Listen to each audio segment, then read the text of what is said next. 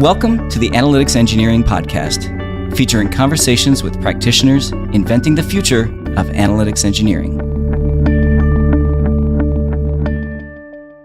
On this episode, Tristan and I sit down with Benn Stancil. Benn is the co-founder and chief analytics officer of Mode.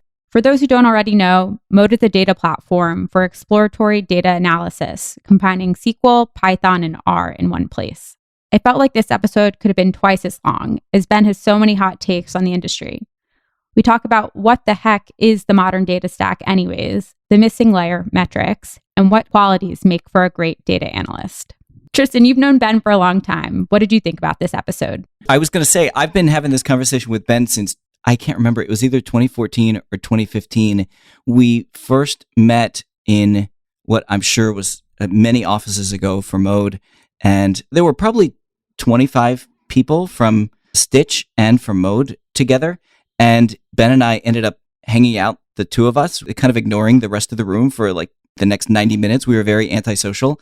And little did I know that that would be the kind of foundation for Friday night fights going forward for the next 7 years. It was a ton of fun having this conversation. My guess is that we'll continue having it in the future.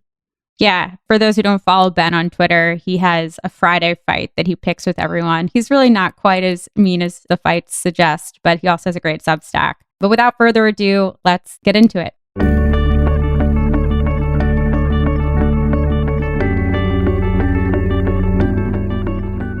All right, Benn, welcome. It's this episode's been a long time in coming. I'm excited to have you. Excited to be here. I want to start talking about Substack. You came from nothing and have created a very influential Substack newsletter. It's just been this year, I think, right? This started in what, like February? April or so, I think. Yeah. Okay. But roughly that, yeah.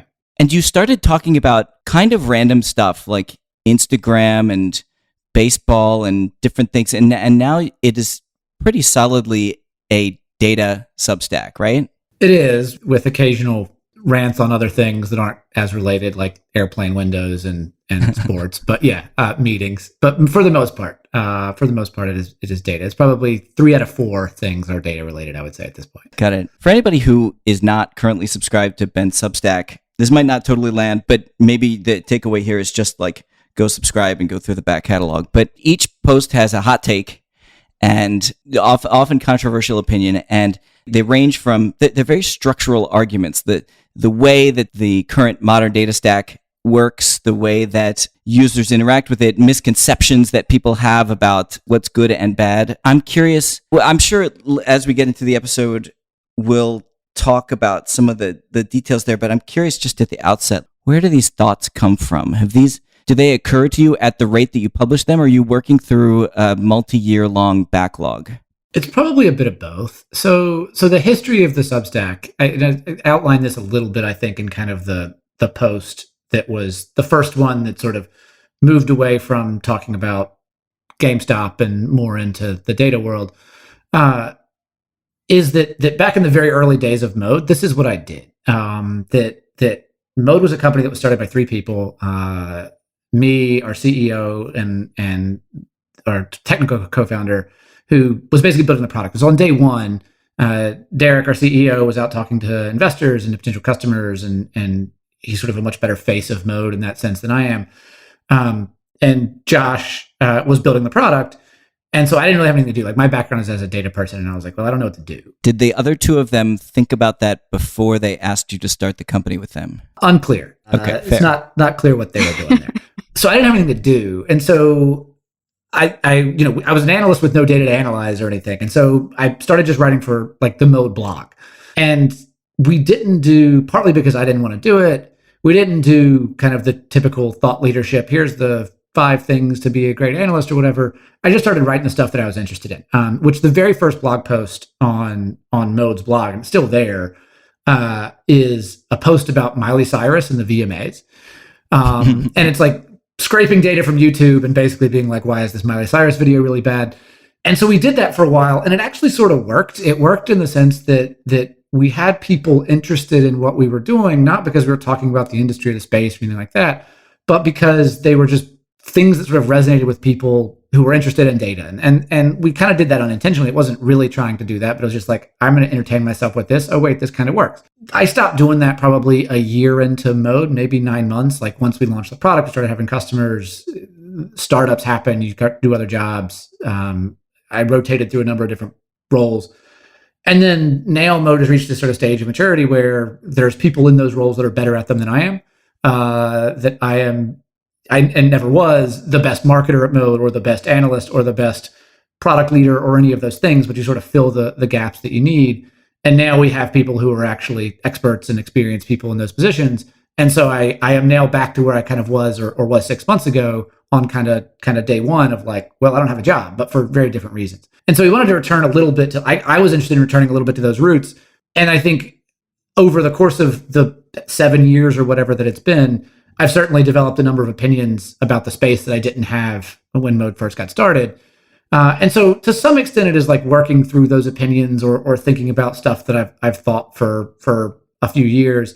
But a lot of it actually just comes from, and I'm sure you see this, Tristan, in your own newsletter, that conversations happen around it that are interesting. You have conversations with folks like both of you where you start to see things in a different way. And I think those conversations are really the genesis of a lot of it, that it's very hard to just conjure up a bunch of thoughts, but it's pretty easy to do it when you have conversations with people about it and they have pretty good ideas. And so to that extent, I think I was talking to someone else about this who was kind of asking a similar question. And I was basically saying, I largely just like crib arguments from other people. And it's less like an original record and more of a mixtape of the things that other people tell me and the conversations I have. As a Substack author myself, I fall into this trap where you at least I find myself arguing strongly for a point of view, because it's very boring if you have no point of view in a newsletter. But then if somebody makes an argument against that, I don't necessarily feel these things strongly. I'm not like 100% convinced of like the thing that I myself say. What's your level of confidence in some of the hotter takes that you have? Some of them I feel pretty strongly about. Some of them I don't. You have to. I'm with you. You have to sort of figure out. You can't sort of come at it with like, I maybe think this and maybe think that, and here's all this. And so, and I think this is actually something I struggle with some as an analyst, and I suspect that both of y'all with some of that background feel is you want to present the thing as objectively as you can. And I think in blog posts or in pitching a company or in trying to sell a product, doesn't make for good reading. Right. You find yourself sort of being like, let me tell you this, but here are the 10 reasons and 10 caveats that I think of why this isn't actually true. Or, here's the other things to consider. And you end up with a lot of like academic ease of this suggests and the data points in this direction. And it's pretty boring. And so I like entertain part of it is I just want to like entertain myself when I do it. And so it's trying to write it in a way that I feel more entertained by doing it, which is less, the academic reserved approach. Speaking of the academic approach, you've talked a little bit about your background and leanings before, but I want you to self-identify here. So we've had a kind of industry-wide conversation recently about, or at least our like little part of the industry conversation about the roles in the modern data stack. So at the highest level, maybe you're talking about data analysts, data engineers, data scientists. Maybe you include analytics engineers. You start including other roles as well, but maybe those are the main ones. If you had to put on a t-shirt or a hat or some piece of swag with one of those words on them, what t-shirt are you wearing? The analyst. I would not say that I'm not a data engineer. I'm not an engineer. There are plenty of places where there is code that I have written that sort of drifts around Node, but it's sort of the remnants of Bengineering, as people have come to call it, and it mostly needs to be cleaned up.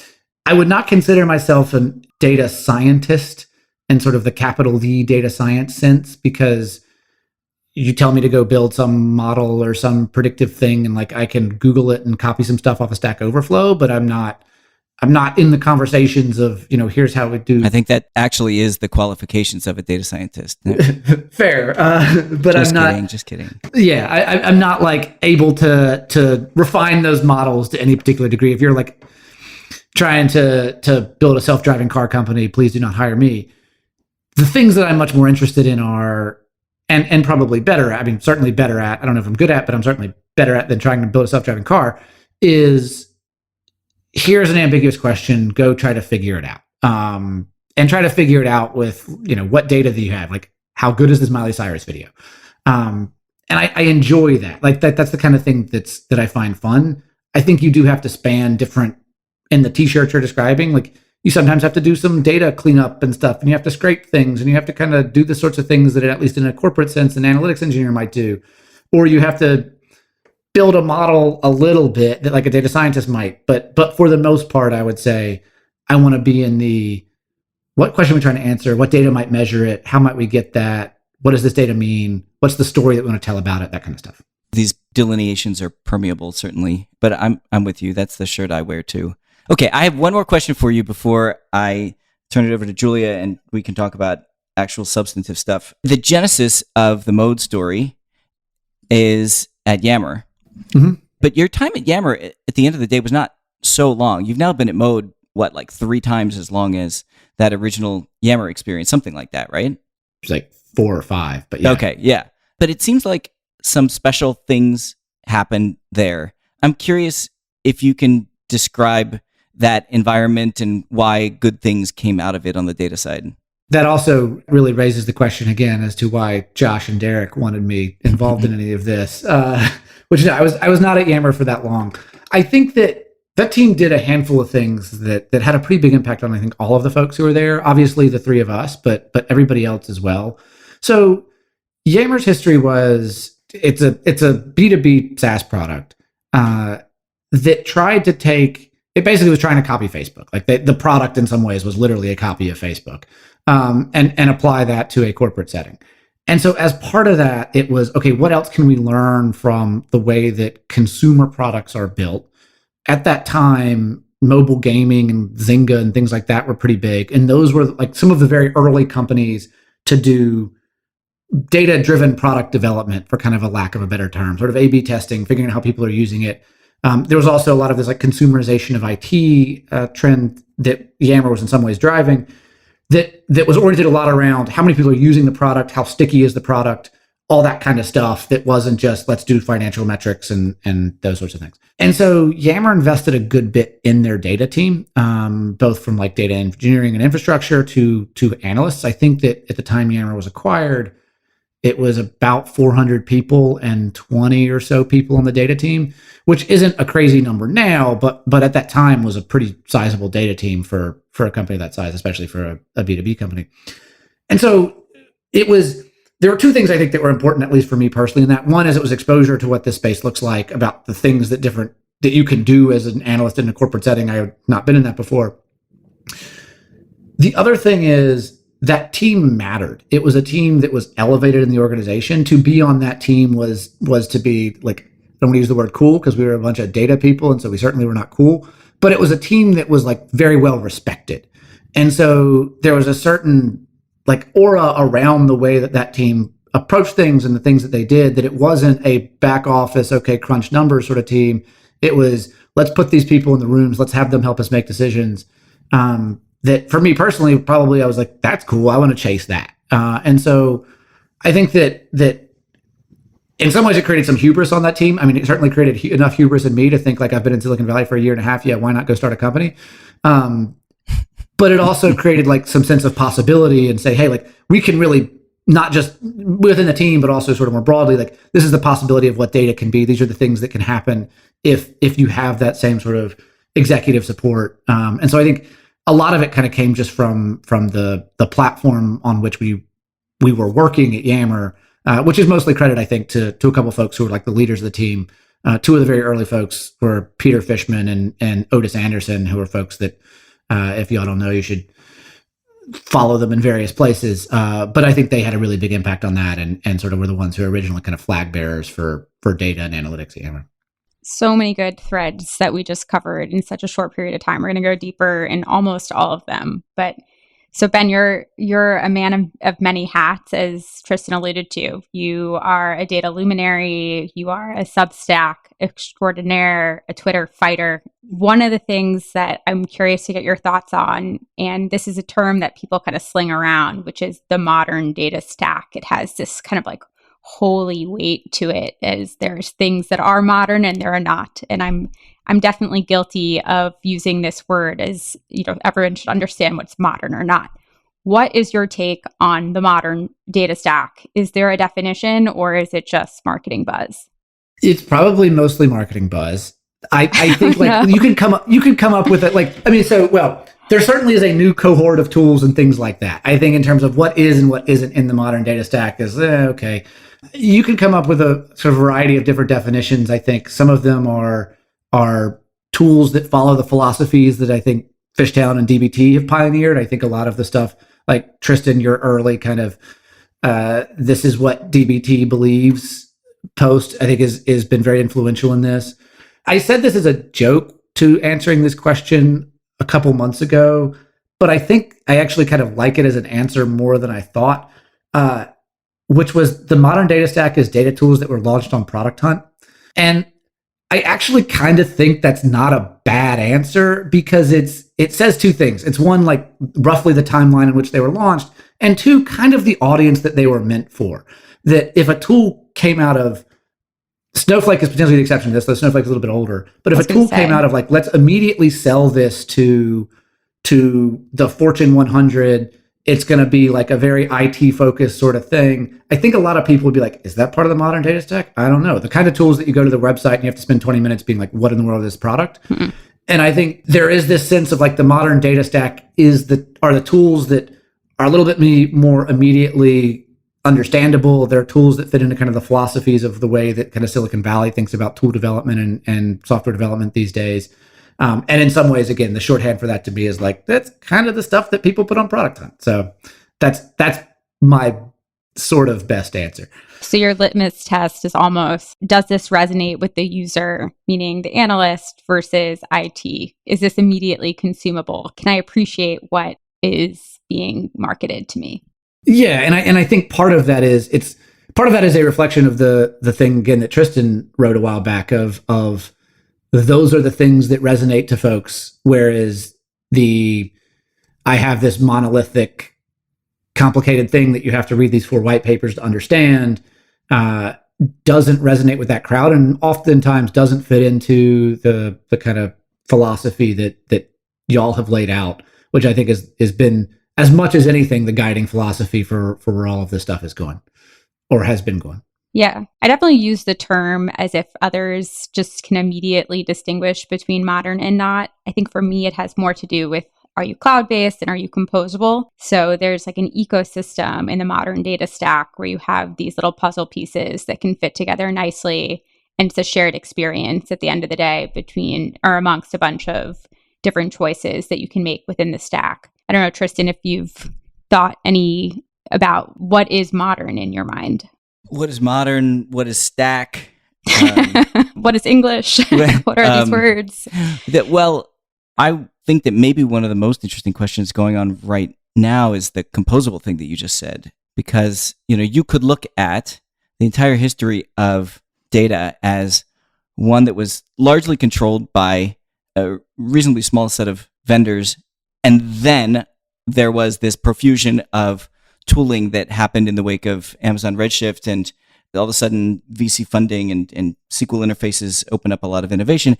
But maybe that's not the new normal. Maybe that's just the period before consolidation, and we're all destined to be this composable stacks are actually reconsolidated into like these mega platforms. I would like the commercial landscape to mirror the Unix philosophy for as long as possible, do one thing well. But I'm not enough of a fortune teller to know whether that will actually happen. I've said this a few times, but my kind of prediction for where it goes is it does sort of end up all consolidating under a mothership, but not a single product, but more of like a web services, AWS sort of cloud services type of thing, where there's a bunch of products that all work together and interoperate together pretty well in a handful of kingdoms, that there are relatively low walls between. That certainly you can use Redshift with Looker, even though those things operate in different ecosystems. But the major players will say like, well, if you use Google BigQuery with Looker, here's all the benefits you get because of how well these things are integrated and that sort of stuff. One question I would actually have for the two of you on the modern data stack question. Oracle recently launched basically a Redshift competitor. It's like a cloud-based warehouse. Is that part of the modern data stack? I would say yes. By my definition, it's cloud. That was the first thing I said. I think so too, but it's like a term that begins to lose its meaning. If only our listeners could see facial expressions. I know. There's a lot of grimacing going on because getting pinned down on these things, like you can never go back from it. But if it is a technical definition, then yeah, why not? It should be. But then you've got 1,000 vendors that are actually a part of the modern data stack. Yeah, and I guess there's another, maybe there's sort of two distinctions there of like, what is the broader universe of tools that could be the contenders for the modern data stack, and then there's kind of the standards, the things that people largely use, and there's a lot of, that doesn't have to be Oracle. There's a whole bunch of other databases that are cloud-based, specialized databases that I guess could be, but for the most part, in practice, aren't. I guess. Like, I don't know. I guess that's the question: is the modern data stack like meant to be a signifier of what is the default, what do most people use, or is it, as you said, Julia, like this technical term? I don't know that it matters, but yeah, it's almost like a way of being more than anything that you could pin down. This is an angel's on. This is the most thought leadery I've ever felt in my life. Okay. For the term to have meaning, I think my argument would be that it should be representative of usage in some way, sure. And that you have to be used a certain, I don't know what that means. I don't know where I'm going with that, but it feels like you contend to be a part of it, not that you launch a product that immediately is. All right, let's move on. The interesting piece here is both Tristan and I used words composable, as that's like part of the important piece of the modern data stack. You wrote this really interesting article, Ben, about the hazards of categorization and what the risks are if we overcategorize things. Maybe share a little bit more about what you were talking about, what you think a good end state might be for the ecosystem. Generally, I agree with the sort of modular, compostable is a word that I think I 50% understand. But that philosophy, the challenge of it obviously is if you go too far. Like how much do you divide everything up? And there are lots of examples of places where you could do this, where you want political territories to be of a certain way, but like you can't divide them up infinitely small. And it feels like the technology landscape of the modern data stack, whatever that is, in part because it is something that lots of people are talking about. There's a lot of money in it. It seems like the sort of thing that's going to be the next big thing. There is a lot of like jockeying for how do I wedge my idea into this thing? And there are lots of little places where it doesn't do a good job. There's like, there are lots of products. There's lots of gaps in those products. You can find lots of holes to stick stuff.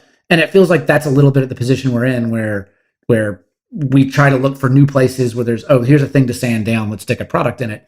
One, I am guilty of being part of that. Literally one of the things I've written on this Substack is the missing piece of the modern data stack. And so, it's yet another hole to wedge something. But I think in the short term, that's probably good. That's like, you need to figure out where these problems go and all that sort of stuff. You need to sort of bring on new technologies and new innovation, that kind of thing. The challenge to me seems like, how do you eventually sand it down into something that's actually smooth? I think that there are lines that make sense to me around what are the boundaries of, okay, these things should probably be so closely tied together that they exist as one product. These things probably don't need to be.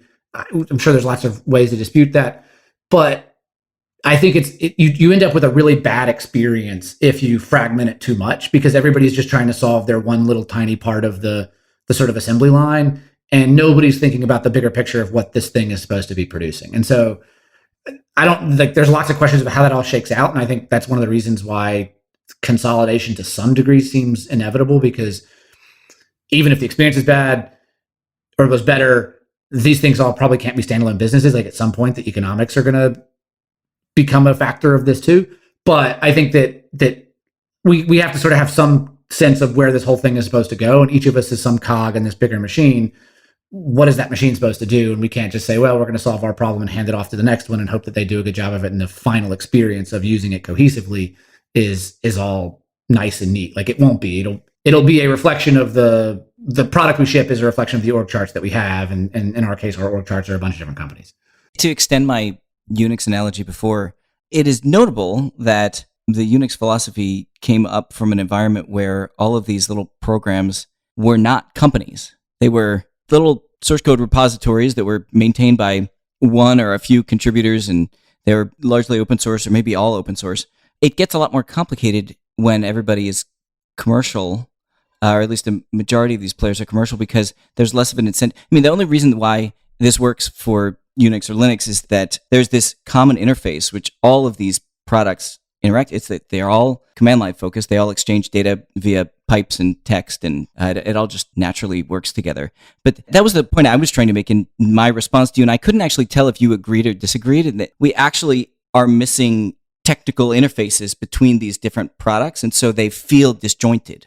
I have a thought on that, but before that, for my own education, I actually don't know that much about the history of Unix or Linux. What's the 2-minute version of that? Oh, I wish Drew was here. He could talk about this more effectively. But like, I think that we're talking about like 70s era stuff, and maybe the actual Unix world was not as like open and decentralized as I was saying. But quickly with new Linux, it became that way. I think that the new foundation was working in that era too. Gotcha. So on your question about the sort of interfaces, I think I agree with that, though I think it's really hard to create.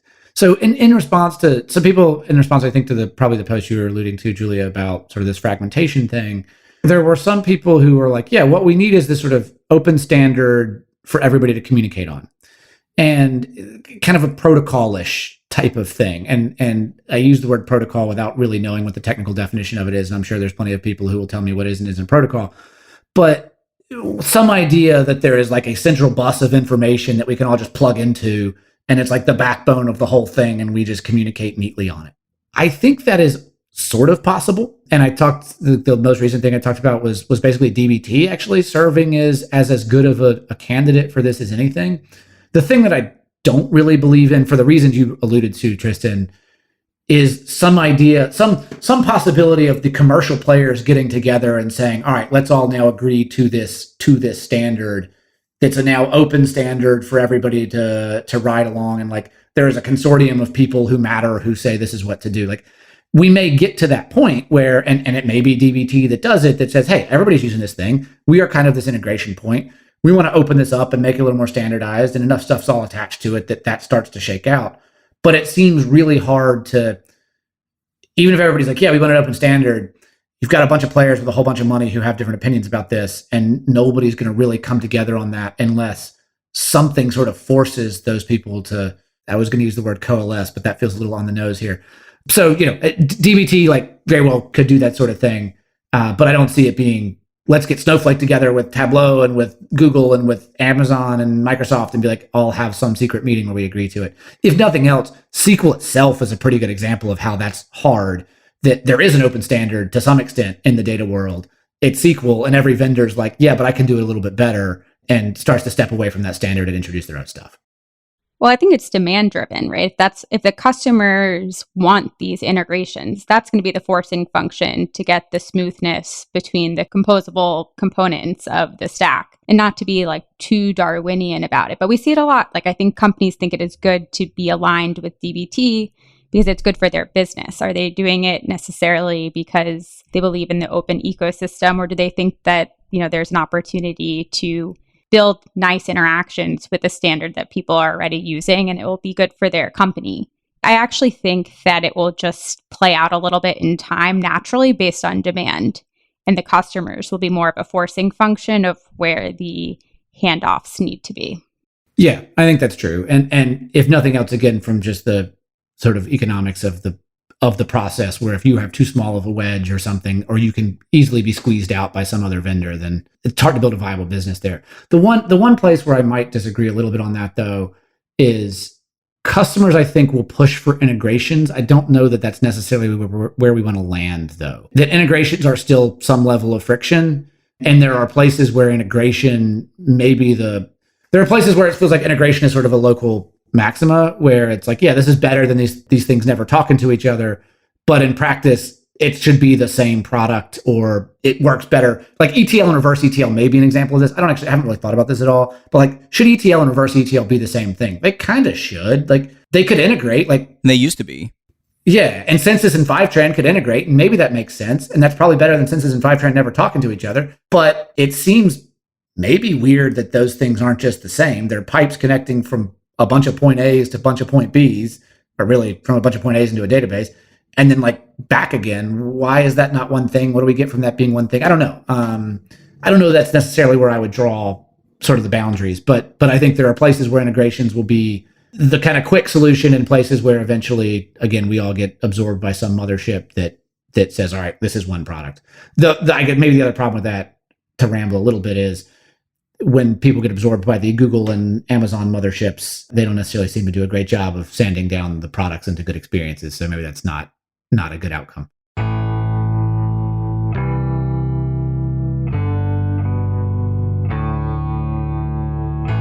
Hey everyone, just dropping in to let you know that the annual Analytics Engineering Conference, Coalesce, is back. We had the first Coalesce last year in December, and it was fantastic. We had 3,000 registrants, tons of presentations, and this year is going to be even bigger. Register for free at coalesce.getdbt.com.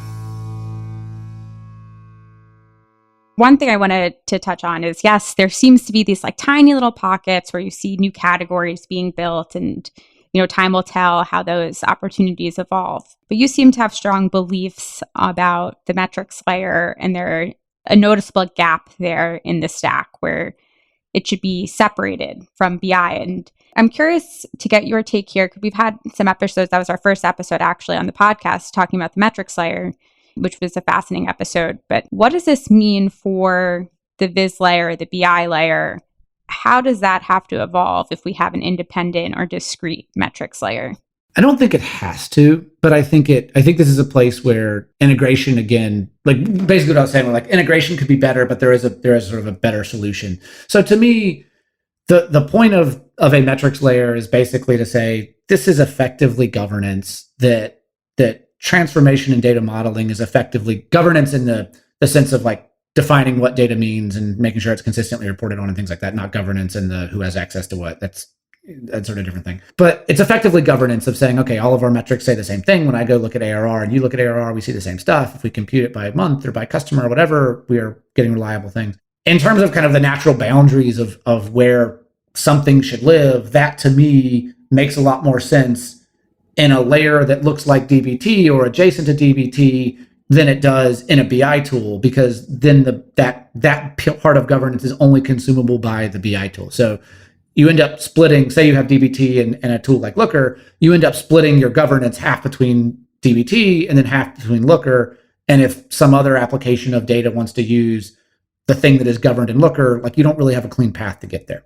And traditionally, Looker in this case basically represents the way that BI has traditionally been built. Like that is for reasons that are more architectural and technical and stuff like that. That is how BI has often come around, is like BI as a modeling layer and a visualization layer smashed together.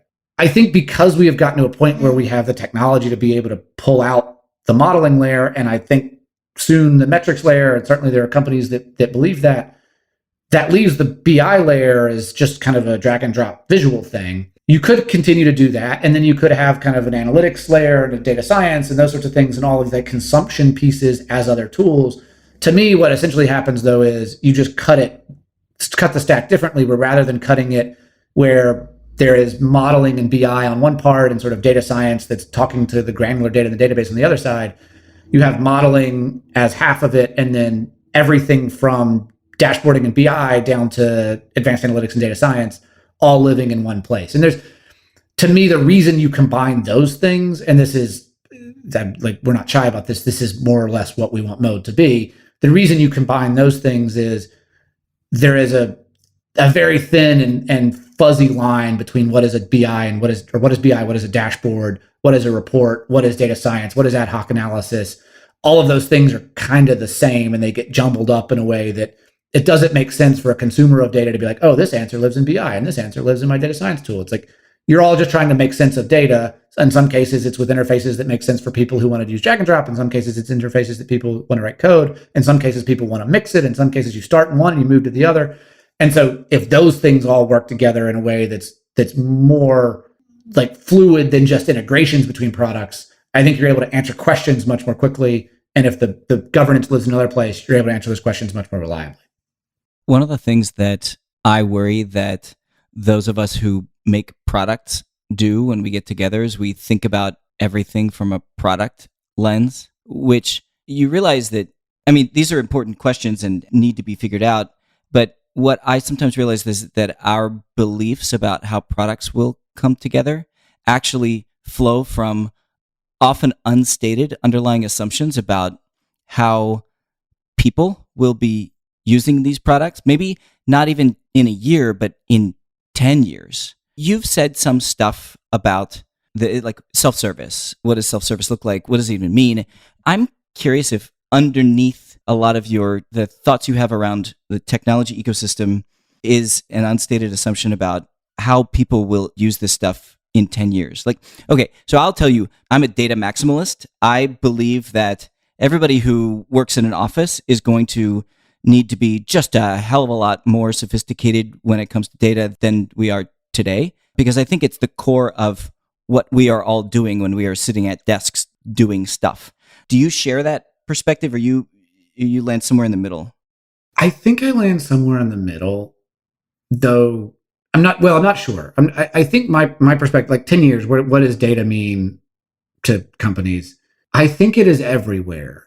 I don't know that I think everybody is analyzing it. So I think that a lot of people will, and more people will, and there will be more need to sort of make sense of it, just because there's one, going to be so much of it, and there already is, but so much of it, and two, they become sort of the senses of the organization, and the more that you can kind of see, the better everybody will be, and we'll have more means to be able to make people who currently struggle to see for technical reasons or whatever to be able to see. I don't know that I think that manifests itself in data being taking how data is used today and just blowing it up. It feels to me more like the answer, like my answer might be something more like Google, where we are very data driven or data informed or whatever in the way that we live our lives, but not in a way that we are analysts in the sense that we feel it. Like, we want to decide what flight to buy. We are very much analysts of sorts in that process, much more so than we ever were. We want to decide what restaurant to go to. We look at a bunch of stuff on Yelp, and we are sort of analysts in that regard. We want to decide what house to buy or all those things. Like, we are all using massive amounts of data to make those decisions, but in ways that it's not presented to us as go explore this data set. It's just embedded in the things that we do, information that helps us make those decisions better. And so, like, if I had to point to something, it seems like that's the aspiration, is help us learn and sort of build knowledge faster about what's going on in the world so that we can make decisions. That probably doesn't mean we should be analysts, but it just means that data is everywhere and sort of incorporated into the moments that we need it a lot more seamlessly than it is today. I think that's right. We've had discussions on previous episodes. Should you make your entire organization learn Git? Is that a crazy thing? Or should your whole organization know SQL? Is that a crazy thing? And I think where we are today, at least the way we consume data or actually analyze data, needs to be still more effortless. There's a ways to go where you're getting the insights or the data that you need to make decisions, but it doesn't take quite as much effort as it does today. I'm curious how you see that, Tristan. Like, what is the way in which it's consumed? If it's everywhere, how do we actually use it in 10 years? I find the idea compelling that it kind of goes the way of the consumer internet, but the consumer internet, it's deceptive, I think. Google and PageRank did a lot for the natural language search, just like find random things, to help me like find something on Stack Overflow. Like that's not a particularly like verticalized thing. But when you start, if you look at a lot of what Google does today, it's parsing through structured data in webs, or it's structuring data in unstructured websites that it then reports back to you in a structured fashion. And I think that's hard. Google did not do that in 2004 when they IPO'd. It's taken 10, 15 plus years to like slowly structure all of this stuff. And what you realize, if you look at BI use cases, it's almost all structured. I mean, no one wants like a fuzzy match to like what was my revenue last month. They don't want like approximately correct results to that. And so I don't have a very strong, I've never been a user of ThoughtSpot. I don't know the product super well. They're the only product that I know of in the space that has like made a real go at that. And I think that just because they are not yet Google, they've not taken over the world and indexed all internal information. Like by definition, like it must not be as easy of a problem to solve. Yeah, that's a stupid way to put it. It's not Google solving internet search was not easy, but I think it was a more tractable problem than like structured data and the internal BI use case.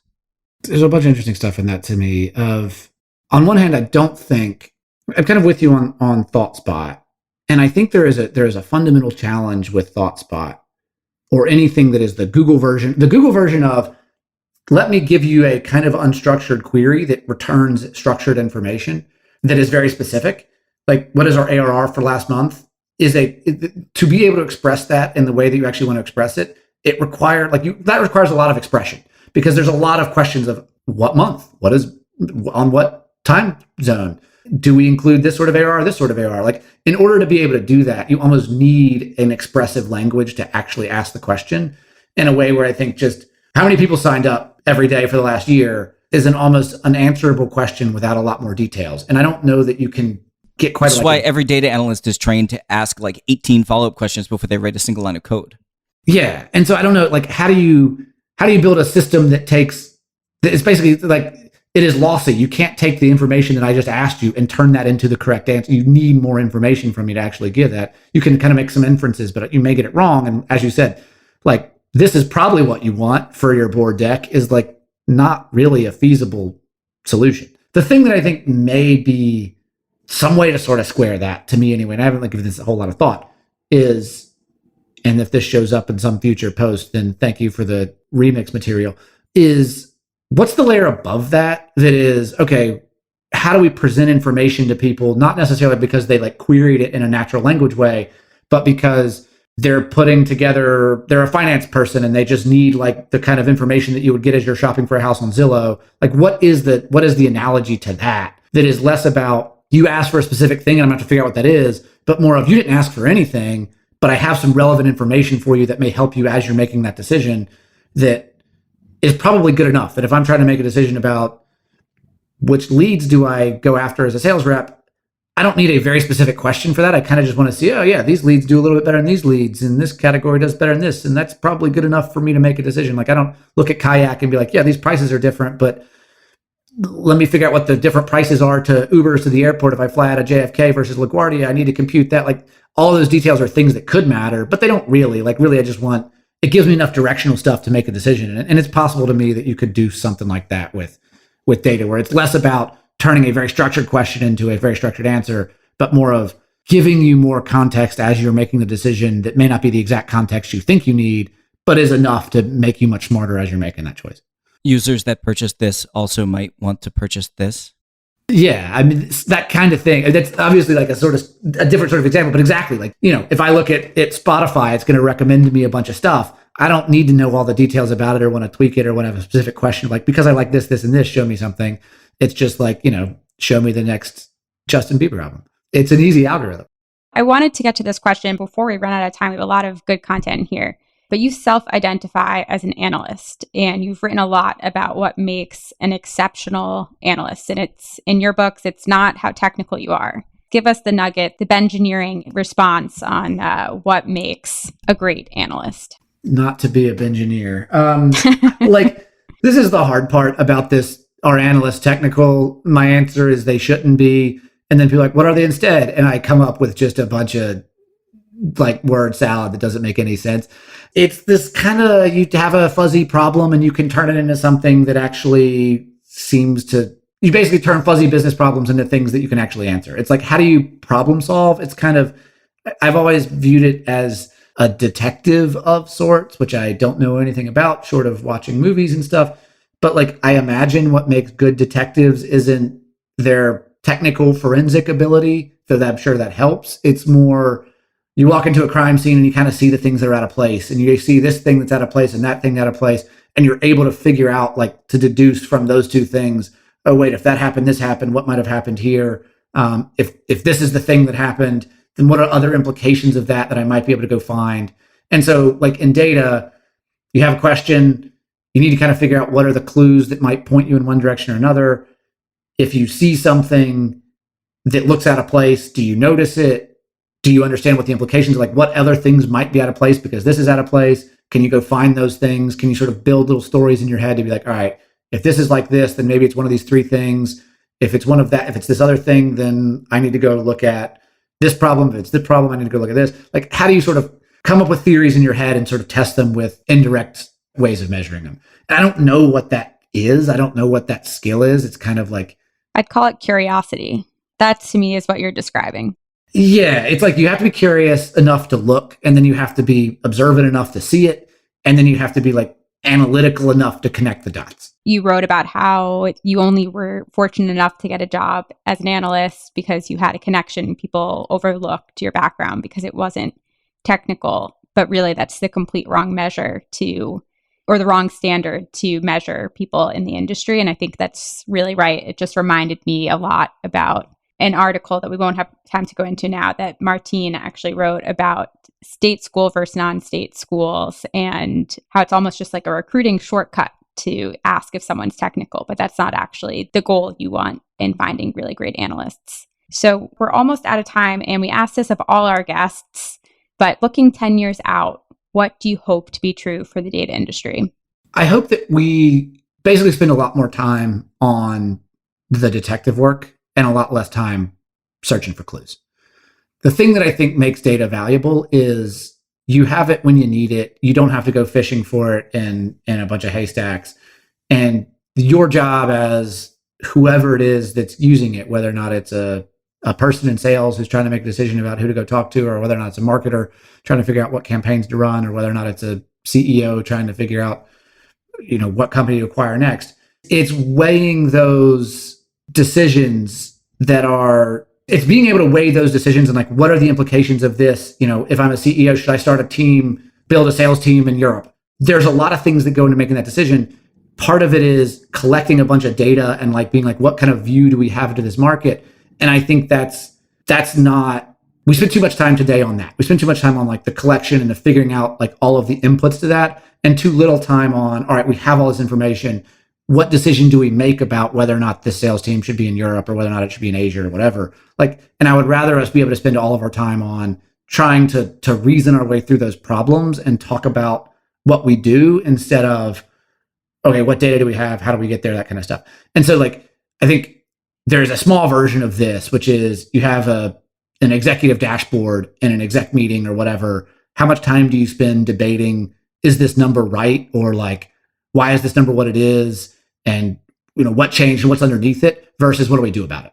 And right now, I think even on that small scale, we spend a lot of time asking, is this number right? What do we do? Is this number right? What does it mean? What changed? Did something break? Wondering kind of, is the data accurate or is it representative of something, instead of saying now that we know this, what do we do?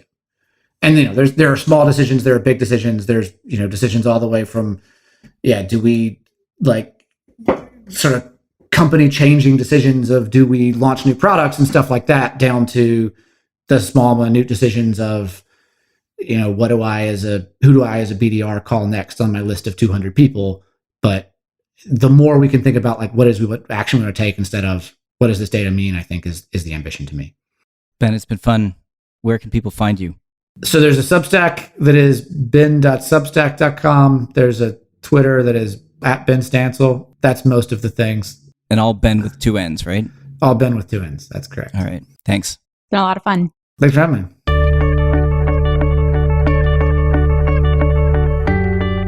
The Analytics Engineering Podcast is sponsored by DBT Labs and is hosted by Tristan Handy and myself, Julia Schottenstein. Have comments, questions, or guest suggestions?